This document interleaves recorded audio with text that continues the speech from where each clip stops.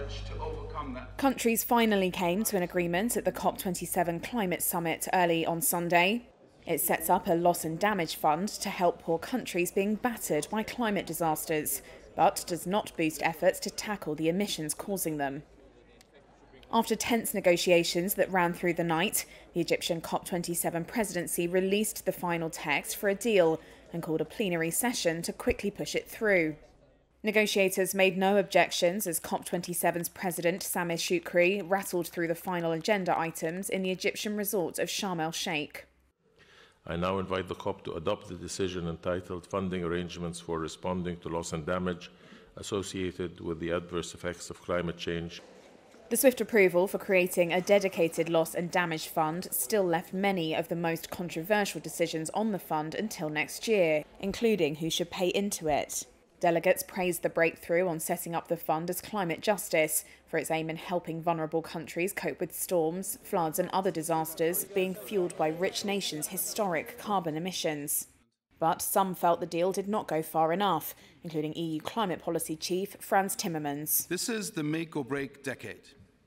But what we have in front of us is not enough of a step forward for people and planet. It does not bring enough added efforts from major emitters to increase and accelerate their emissions cuts.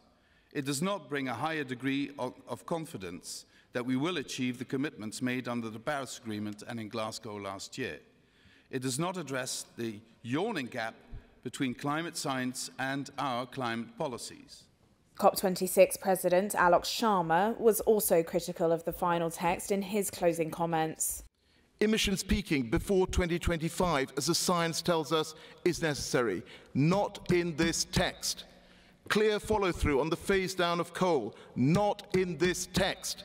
A clear commitment to phase out all fossil fuels. Not in this text. And the energy text weakened in the final minutes. Friends, I said in Glasgow that the pulse of 1.5 degrees was weak. Unfortunately, it remains on life support.